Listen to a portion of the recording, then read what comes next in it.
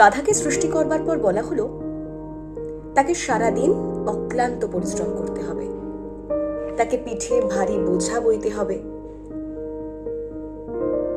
সে খেতে পারবে শুধু ঘাস, আর তার আয়ু হবে 50 বছর।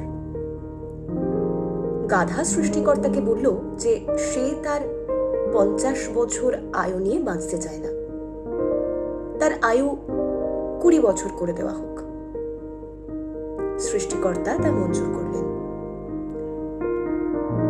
কুকুরকে সৃষ্টি করবার পর তাকে বলা হলো সে হবে মানুষের সবচেয়ে ভালো বন্ধু, বিশ্বস্ত বন্ধু, কিন্তু তাকে বাঁচতে হবে উচ্ছিষ্টে, তার আয়ু হবে 30 বছর। কুকুর এই উচ্ছিষ্টে বাঁচার জীবন 30 বছর চাইল না।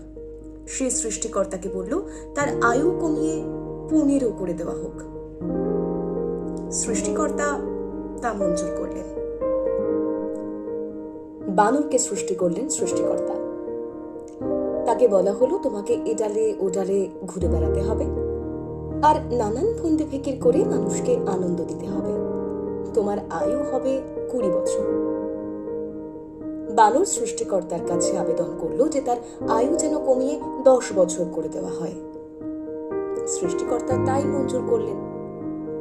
এরপর এলো মানুষের পালা। তাকে বলা হলো তুমি হলে প্রাণীকুলের সর্বশ্রেষ্ঠ জীব, তোমার আয়ু হবে 20 বছর। এই 20 বছরে তোমার সমস্ত কাজ করবার জন্য গাধাকে তৈরি করেছি আমি, তোমার বিশ্বস্ত বন্ধু হিসেবে কুকুর তৈরি করেছি, তোমাকে আনন্দে ভরিয়ে রাখবার জন্য বানরের সৃষ্টি করেছি। তুমি আয়েশে নিশ্চিন্তে 20 বছর বাঁচবে। মানুষ বলল এত আনন্দের জীবন মাত্র 20 বছর? তখন সে সৃষ্টিকর্তাকে বলল আপনি বরং ওই গাধার ফিরিয়ে দেওয়া 30 বছর, কুকুরের ফিরিয়ে দেওয়া 15 বছর, আর বানরের ফিরিয়ে দেওয়া 10 বছরও আমাকে দিয়ে দিন। সৃষ্টিকর্তা তাও মঞ্জুর করলেন। তারপর থেকে আমরা মানুষ 20 বছর বাঁচি নিশ্চিন্তে, আয়েশে, আনন্দে, পিতা মাতার আশ্রয়ে, স্নেহে। তার পরের 30 বছর সংসারের বোঝা পিঠে নিয়ে মানুষ বাঁচে গাধার মতো। তার পরের 15 বছর ছেলেমেয়েরা যা খেতে দেয় তাই খেয়েই মানুষ বাঁচে, অর্থাৎ উচ্ছিষ্ট কুকুরের মতো।